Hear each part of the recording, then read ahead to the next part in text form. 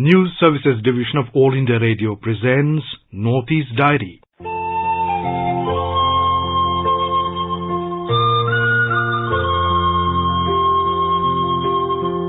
Good evening. Welcome to this edition of Northeast Diary. Here we bring you the latest developments from India's unexplored Northeast region.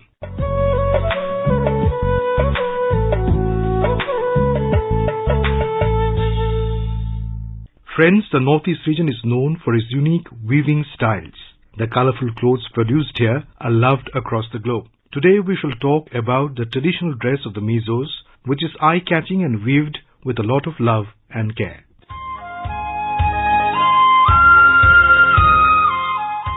The second edition of the Northeast India Festival is being organized from the 29th to 31st of July at the Central World Bangkok by the Embassy of India in association with Trend MMS of India. The first edition of the Northeast India Festival was held in Bangkok in February 2019, which opened up substantial business opportunities for the Northeast Indian business community, especially in the tourism, agro and food processing sectors. The focus of this year's festival will be on trade, investment and tourism promotion and exchanges in the field of culture, education and people-to-people connect. More from a correspondent. The three-day event will be inaugurated at Hotel Centara Grand Bangkok on 29th July in the evening, which will be an invitation-only event. Minister of State for External Affairs, Dr. Rajkumar Ranjan Singh, will be the chief guest at the festival. The festival will also witness participation of chief ministers and other ministers from northeastern states of India along with senior government officials.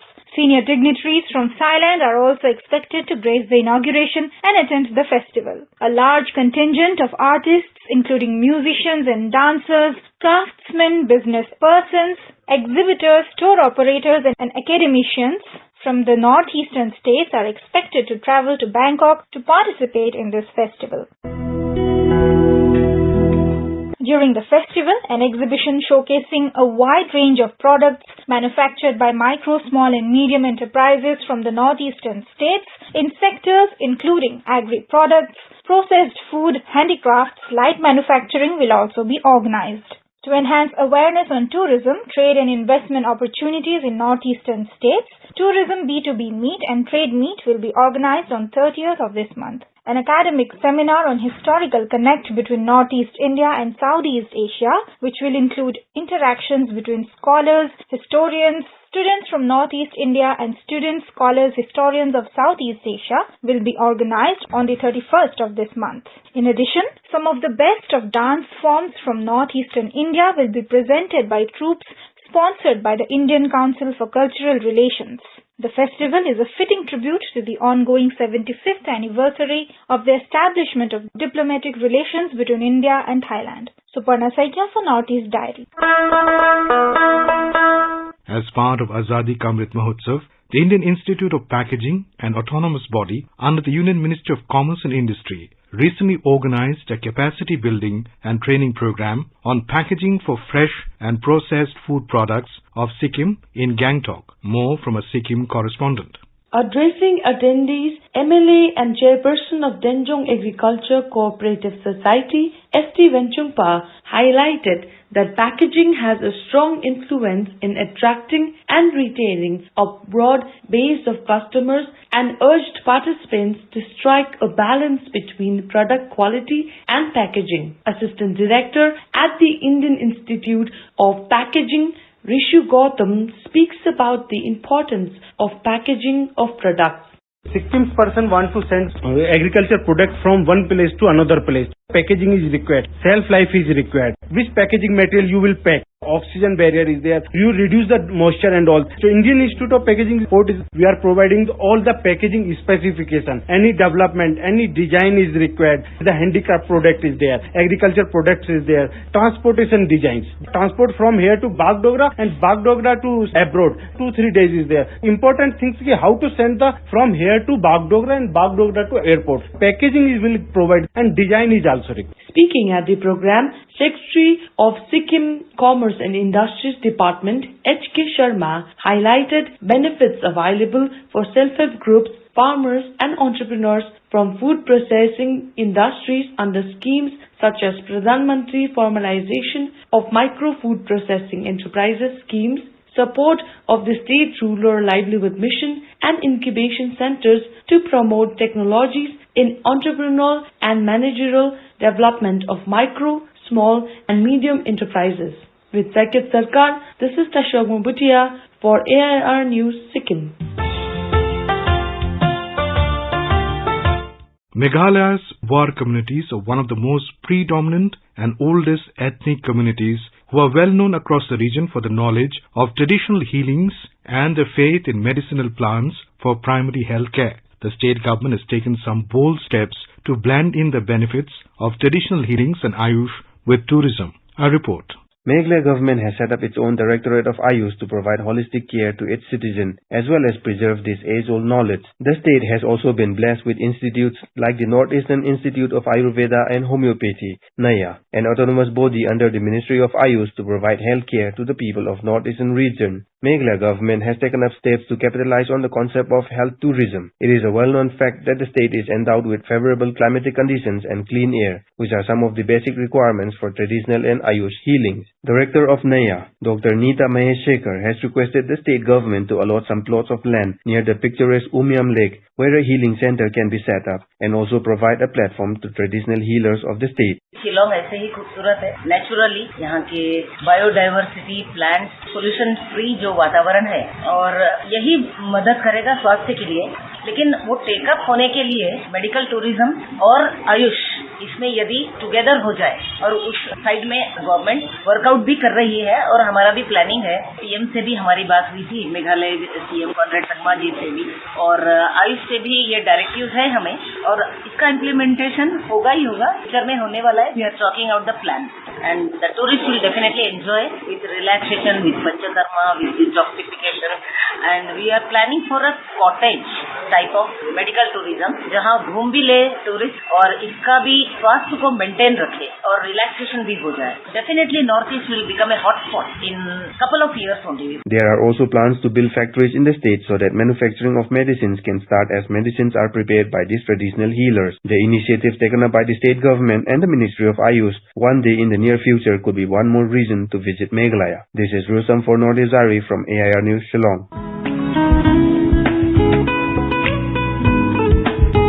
In this episode, we will learn about the Mizo traditional costume, which is very popular, attractive and sustainable apparel. The Mizo people regard this apparel as the most important heritage symbol to the community. A report. Of these attires, Korte is extremely popular with the Mizo girls and ladies because of its striking colors. It is worn by them in combination with waistcloth, puante. Earlier it was worn during the harvest festival, Jhum festival and wedding. The Mizo women of the medieval age invented the attire by using natural indigo dyes and red color, extracted from the scented zel or tamanu or kamani trees grown in the forest. In fact, Mizo women have been carrying on this legacy of hand weaving and creation of their own attire for the last 600 years.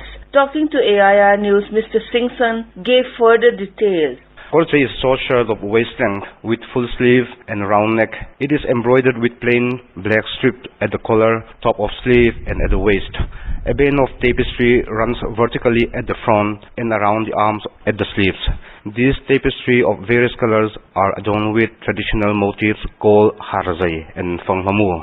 The word korte can be simply said as embroidered cloth worn by Mizo ladies.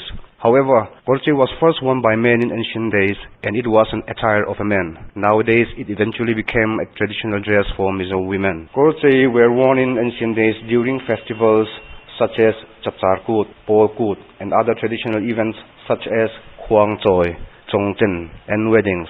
In earlier days, a very strong yarn called lapang was used to weave korte. Nowadays, it is woven with natural and man-made fibers. For Northeast Diary, this is Irene from Aizawl. Nagaland has joined the rest of the country in advocating the Eat Right movement for healthy living. The initiative is part of the Azadi Ka Amrit Mahotsav, celebrating 75 years of India's independence. Nagaland Food Safety Authority, Department of Health and Family Welfare has launched the Eat Right Mela Kam Walkathon at the state capital Kohima on July 26.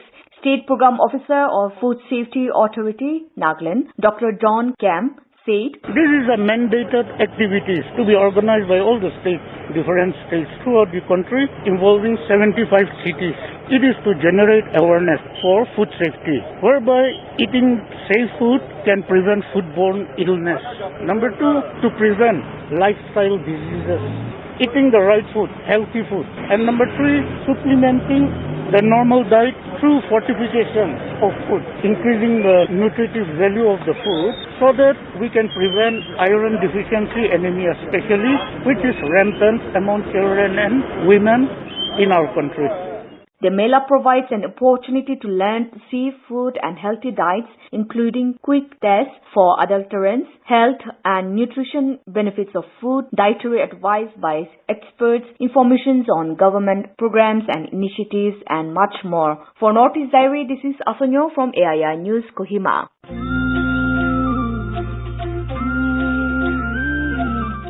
Friends, India is marching towards becoming an Atmanirbhar Bharat. Manipur was able to export fresh pineapple to Dubai under the Mission Organic Value Chain Development for Northeastern region. More from our Imphal correspondent. Manipur exported 20 metric tons of fresh pineapple to Dubai, and the consignment was flagged off by State Horticulture Minister Letpao Hakrip from Imphal. These pineapple products have been provided by an Imphal East-based farmers producer company, Thayong Organic Producer Company Limited. In Manipur, there are 65 farmer producer companies, FPCs, and Manipur Organic Mission Agency, MOMA, has selected 2 companies from Imphal East for exporting fresh pineapple. Speaking to AIR News Northeast Diary, the project director of Manipur Organic Mission Agency, Shri Devdatta Sharma, said that basically the objective of export of fresh pineapple to Dubai is that to able to showcase our quality product to the customers and consumers available outside the country. Number 2, this trial shipment, if it is successful, then we will be shipping out our pineapples on regular basis, which will definitely able to benefit our farmers producer companies, and help take a major role in building the state economy and the farmers economy. Other than that, the pineapple produced in Manipur has a special quality in the sense that the nutritional content as well as the taste. And we want these pineapples to have a unique brand in the international market. In fact, the initiative has been taken up with the help of APEDA, Ministry of Commerce, as well as Manipur Organic Mission Agency, under the scheme Mission Organic Value Chain Development for Northeastern Region, which target our local commodity to enhance its quality for export market. Definitely, we are seeing the feasibility of this exporting or shipping out the fresh pineapple right from Imphal to Dubai. When we take into account of all the expenditure involved in logistics, in transportation, as well as the entire handling charges, when it comes to Dubai, if the price is still competitive and it is beneficial to the farmers, the buyer, the Grand Hypermarket, who says the fresh pineapples, they have agreed and they have given their consent that they will continue in larger quantity in future too. fresh pineapple will be transported through Guwahati and later it will be carried by cargo. JJ Thoksom, AIR News, Northeast Diary from Imphal.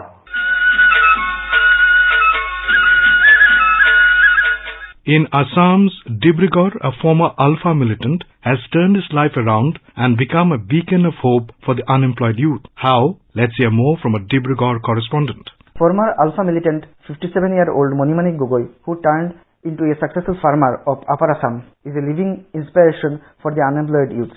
He also became a social entrepreneur in the district and became a symbol of hope and noble service to thousands of people whom he helped as a friend, leader, motivator, and agent of social change development. Monimani Gogoi, who had joined United Liberation Front of Assam Alpha in 1988, was arrested in 1989 and sent to Dibrugarh jail. After he got released from jail, he started farming and inspired others to adopt farming as well as encourage youths to become self-employed. Narrating his self-story, Gogoi said after he got released from the jail, he embarked on a new journey by taking up farming. After staying at jail for 6 months, he realized that only work culture can save the youths of Assam from joining the rebel outfit. During those days, many youths have joined the rebel group, but later a lot of them returned to the mainstream. With the help of Oil India Limited, he started a program called Rupantar in 2003, which brought changes where the farmers were cultivating their land with machinized instruments. He started to work for marginalized people and encouraged them to take up farming. Many youths have taken to farming and have become self-sufficient through farming. A resident of Tingkhong area of Dibrugarh district, Monimani Gogoi has become an agent of change in the Naharkati area of Dibrugarh district by bringing a revolution in the ecotourism and farming sector. He was the main architect of the ecotourism project in Sasoni Merville, which now became one of the biggest ecotourism projects in Assam. Many villagers are associated with the project, and also many youths are employed in the ecotourism project. He firmly believes in work culture and that only the work culture can bring development in Assam. It has been seen that the youths are easily swayed away by unnecessary things. They should focus on their strength and take up farming as a profession to become self-employed, he said. For Northeast Diary, this is Pramod Kumar Nath from Dibrugarh.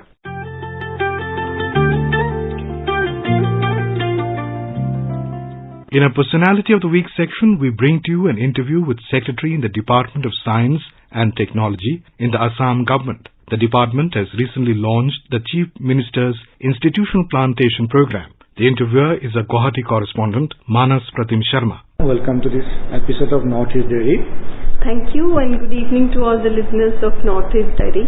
Let's start. What is all about Chief Minister's Institutional Plantation Program being implemented in Assam? Under Science and Technology Department of Government of Assam, we have launched an ambitious program called Chief Minister's Institutional Plantation Program on 17th of July. And under this program, we are covering all the government institutions with proper plantation landscaping and also a mechanism to monitor growth and survival of these plants. So as a whole, the program to develop all the campuses into green campuses, all government establishments across the state. That's the objective of this program. How this plantation drive is different from the other plantation activities? Because, in the state of Assam, there are lots of plantation activities are going on. So how this program, your program is different than the others? So here we have taken a very specific approach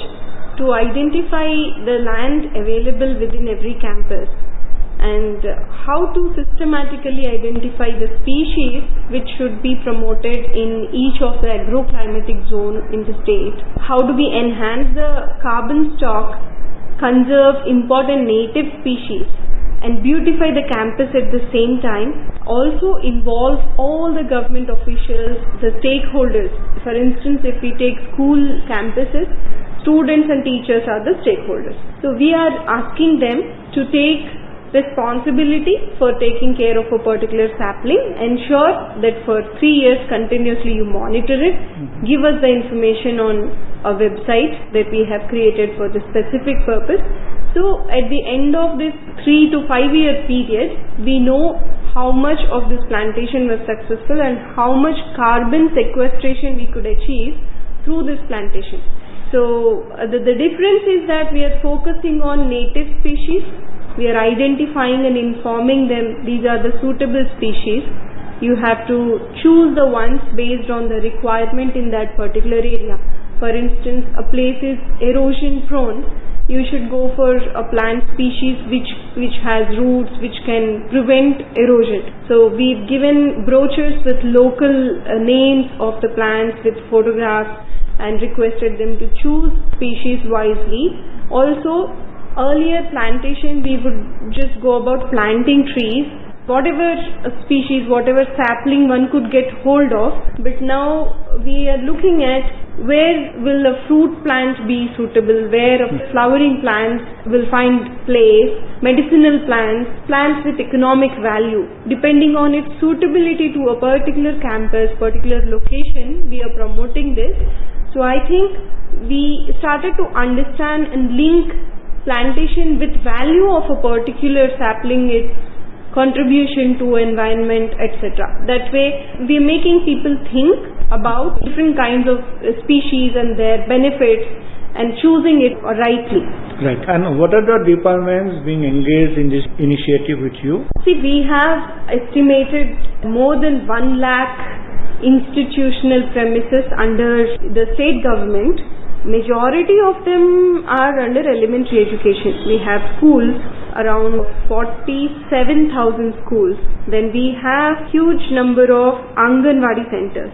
So these form the major, numbers. So if you say it's Women and Child Welfare Department, Education Department. In addition to that, we have other departments contributing to fewer number of offices, say police stations. Then we have panchayat offices, block development offices. These are smaller in number. So the majority of campuses are within the education and Women and Child Welfare Department.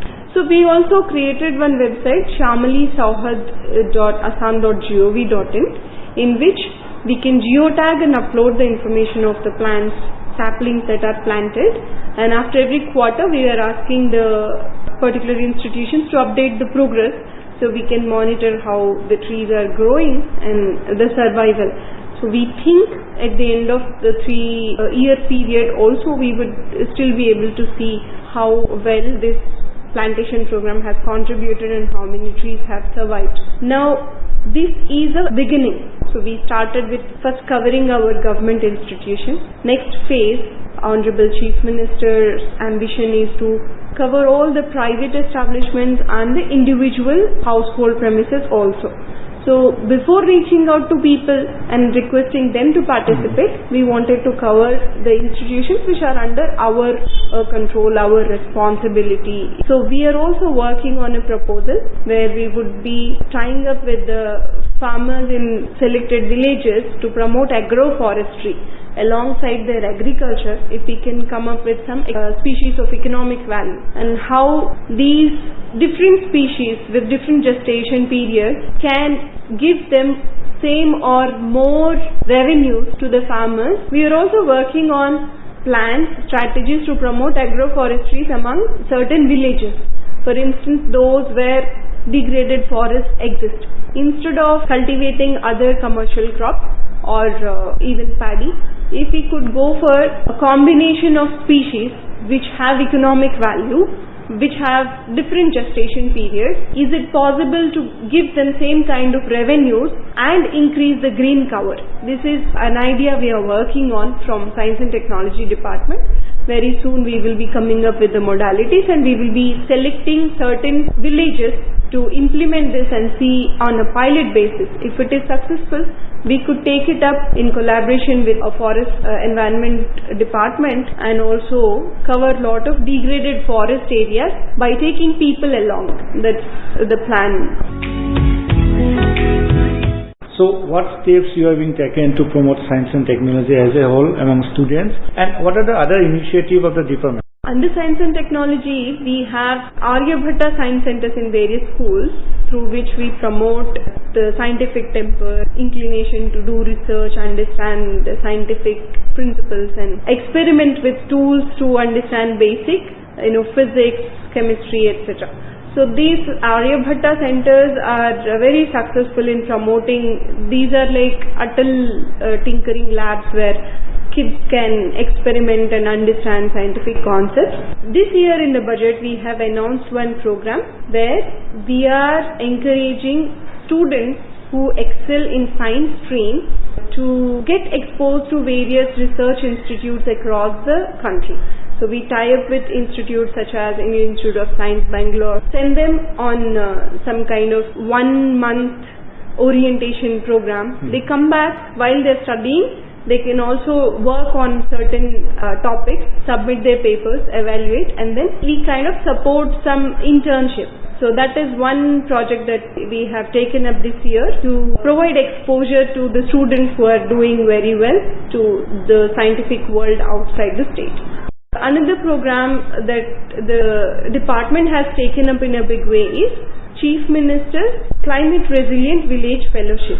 Under this, we are identifying students who will be given responsibility of a village or a group of villages where they do basic study and they suggest recommendations of various activities to be taken up in the village to make it climate resilient.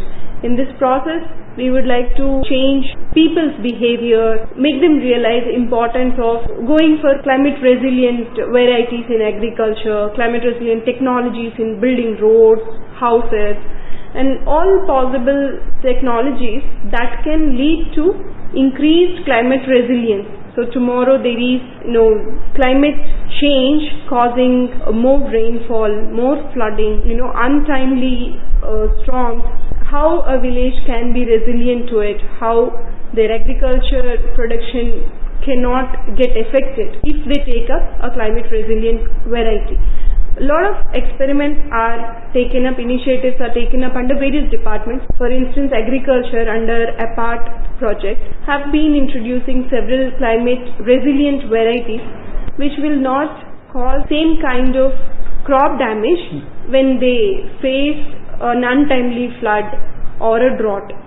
We are trying to promote it as an integrated set of interventions to improve the resilience of village as a whole.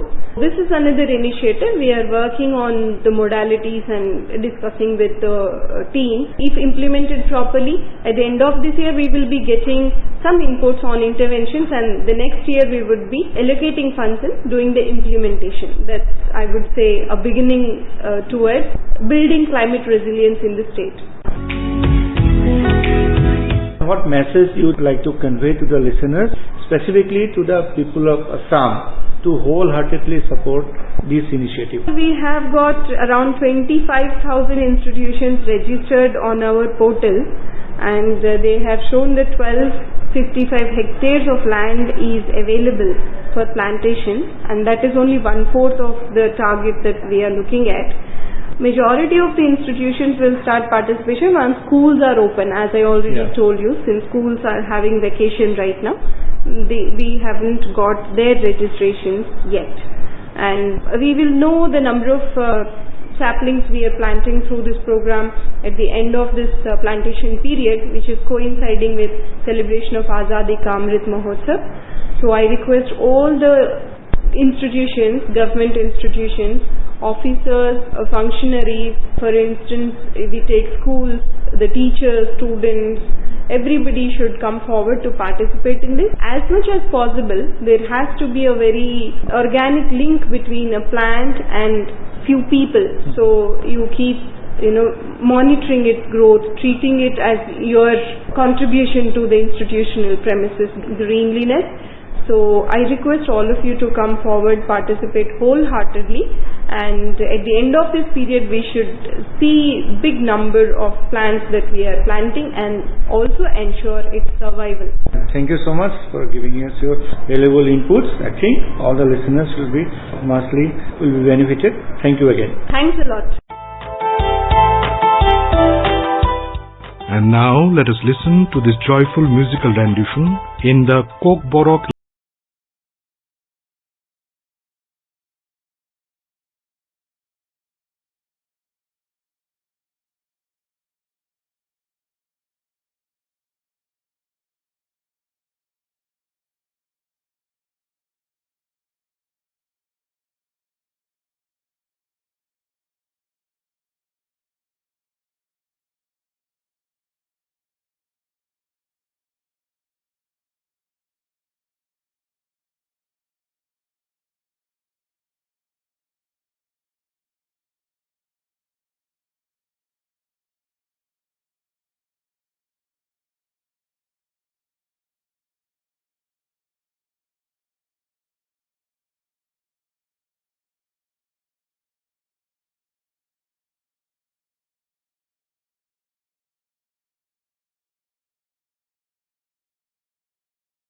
The end of this edition of Northeast Diary. Do join us next week to hear more stories from this enchanting part of India. Goodbye. This program was presented by Abhishek Mukhopadhyay, scripted by Suparna Saikia, produced by Sharmila Goswami, and assisted by Kamlesh Mudgal. It was brought to you by the News Services Division of All India Radio.